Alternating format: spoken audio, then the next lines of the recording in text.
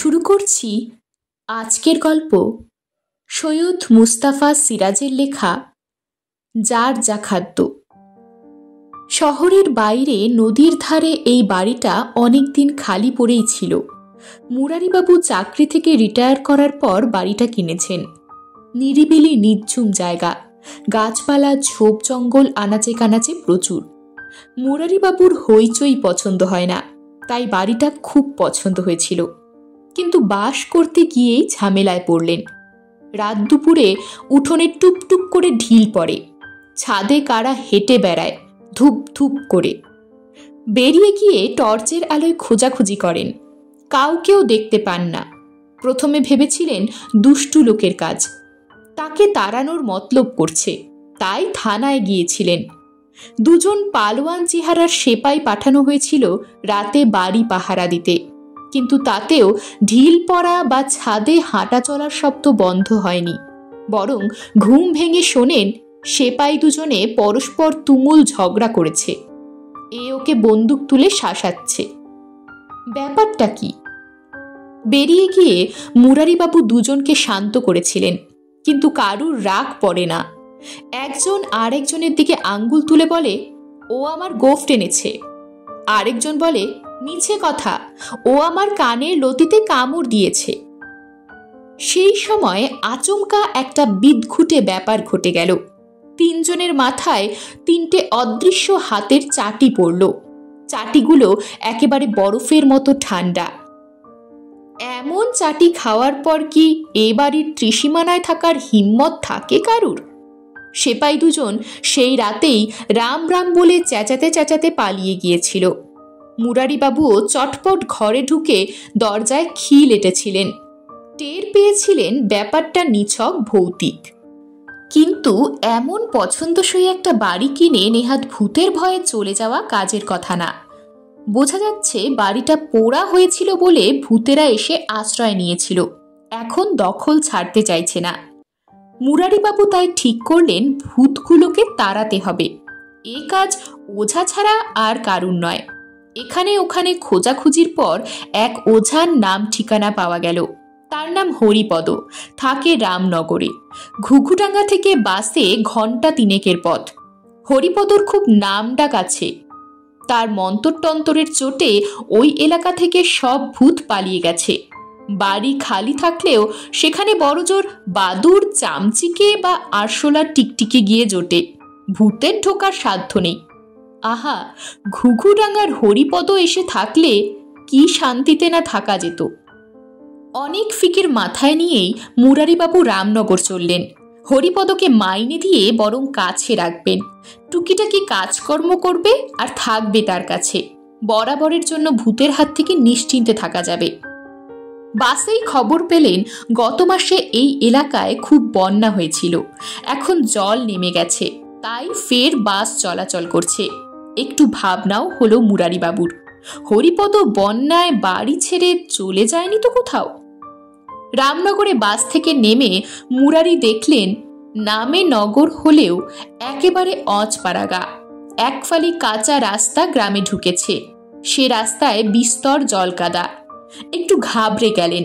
ঘন গাছপালার মধ্যে একটা করে মাটির বাড়ি। বাড়িগুলো বন্যায় প্রায় ভাঙাচোরা অবস্থায় রয়েছে, কোনোটা মুখ থুবড়ে পড়ে আছে, কোথাও লোক নেই, খা খা করছে। আশ্চর্য, একটা পাখিও ডাকে না। জুতা হাতে নিয়ে হাঁটু অবধি ধুতি গুটিয়ে মুরারিবাবু জল কাদা ভেঙে গায়ে ঢুকলেন। হরিপদর বাড়ি জেনে নেওয়ার মতো কাউকে দেখতে পেলেন না। বন্যায় কি সবাই গা ছেড়ে চলে গিয়েছিল? এখনো ফেরেনি কেউ? কিন্তু সামনেই ভাঙা বাড়িটার কাছে গিয়ে চোখে পড়ল একটা লোক দাওয়ায় বসে হুঁকো খাচ্ছে। মুরারিবাবু খুশি হলেন, যাগ্গে লোকেরা ফিরছে তাহলে। মুরারিবাবুকে দেখে লোকটা উঠে দাঁড়ালো। কালো কুচকুচে গায়ের রং, চুল গোফ, খোঁচা খোঁচা দাড়ি পেকে সাদা ভূত। সেলাম করে বলল, মশাই কি রিলিফের বাবু?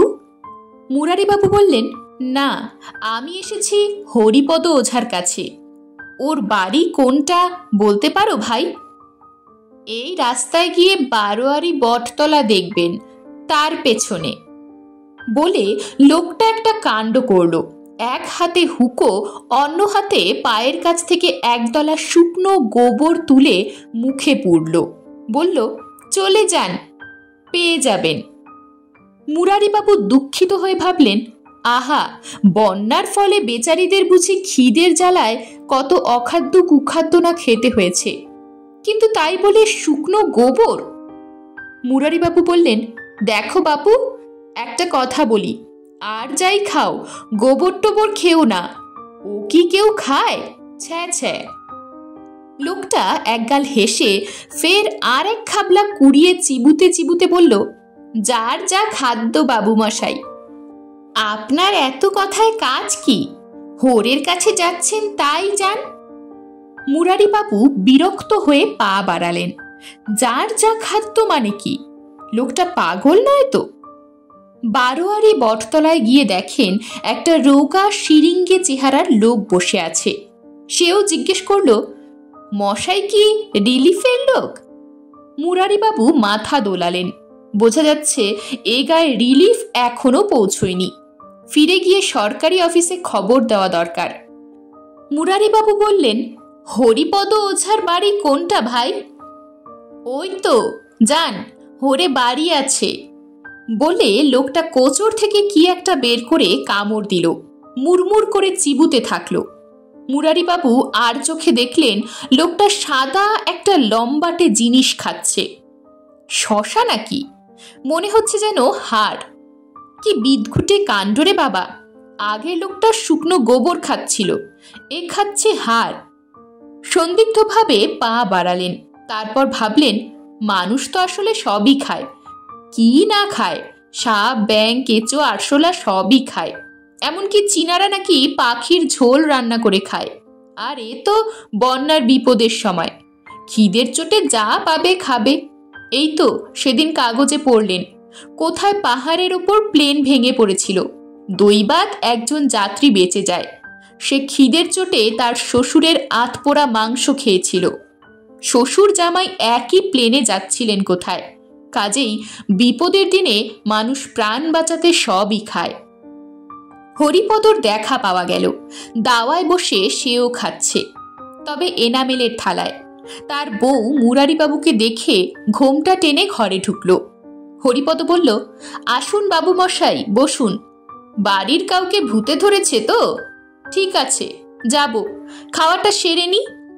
মুরারিবাবু তার পাতের দিকে তাকিয়ে বললেন, ওসব কি খাচ্ছ হরিপদ? হরিপদ লাজুক হেসে বলল, আগে টিকটিকির লেজ, আরশোলার ঠ্যাং আর বাদুরের নখের ঘন্ট, কাকড়ার খোলের ঝোল আর সাপের খোলের সঙ্গে ব্যাঙের চচ্চড়ি। মুরারিবাবু অবাক, বললেন, তোমাদের গায়ের লোকেরা তো দেখছি খুব কষ্টে আছে। হরিপদ বলল, কেন কেন? কেউ শুকনো গোবর খাচ্ছে, কেউ হাড় খাচ্ছে, আবার তুমি দেখছি। হরিপদ কথা কেড়ে নেন, আগে যার যা খাদ্য। যার যা খাদ্য? ফের সেই কথা। মুরারিবাবুর খটকা লাগলো। ঠিক সেই সময় রাস্তার দিকে অনেক লোকের কথাবার্তা শোনা গেল। অমনি হরিপদ লাফিয়ে উঠে চাপা গলায় বলল, এসে গেছে, এসে গেছে, পালাও পালাও। তারপর হরিপদ আর তার বউ এক দৌড়ে পেছনের জঙ্গলে গিয়ে লুকোলো। মুরারিবাবু হতভম্ব। রাস্তায় জলকাদা ভেঙে অনেক লোক আসছে। তারা মুরারিবাবুকে দেখে থমকে দাঁড়িয়ে গেছে। মুরারিবাবুর খটকা আরো বেড়ে গেল। একজন এগিয়ে এসে বলল, বাবু মশাই, আপনি কে? এখানে কি করছেন? মুরারিবাবু বললেন, হরিপদর কাছে এসেছিলাম। তোমরা বুঝি গায়ের লোক? আপনি হরিপদর কাছে এসেছিলেন? সে তো বানের জলে ডুবে মরেছে। লোকটা গম্ভীর হয়ে বলতে লাগলো, আরো কতজন মারা গেছে বাবু মশাই। রামনগরে খুব বান হয়েছিল, আমরা জল নেমে গেছে কিনা দেখতে এসেছি এতদিনে। আমরা সেই পলাশপুরের হাই স্কুলে আশ্রয় নিয়েছিলাম কিনা। মুরারিবাবুর মাথা ঘুরে উঠল। হ্যাঁ, সবই বোঝা যাচ্ছে এবার। যার যা খাদ্য, এ কথার মানেও বোঝা গেল। আসলে হয়েছিল কি, বন্যায় গায়ের লোকেরা ঘর বাড়ি ছেড়ে চলে যেতেই ভূতেরা এসে জুটেছিল। বাড়ি খালি থাকায় এই ঝামেলা। এখন লোকজন এসে পড়েছে, কাজেই ভূতেরা পালিয়ে যাচ্ছে। সাহস করে ঘুঘুডাঙ্গার বাড়িতে থাকতে পারলে সেই ভূতেরাও পালাবে একদিন। মুরারিবাবু রামনগর থেকে শেষ পর্যন্ত আশা নিয়েই ফিরলেন। অভিজ্ঞতা হলো, ভূতের খাদ্য কি তাও জানতে পারলেন।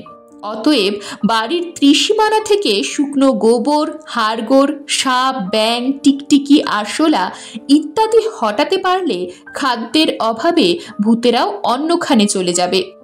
ওঝার দরকারটা কি? এরকমই আরও সব গল্প পেতে চ্যানেলটিকে সাবস্ক্রাইব করে দেবেন। আর গল্পটি যদি ভালো লেগে থাকে তাহলে লাইক, শেয়ার আর কমেন্ট করে দেবেন।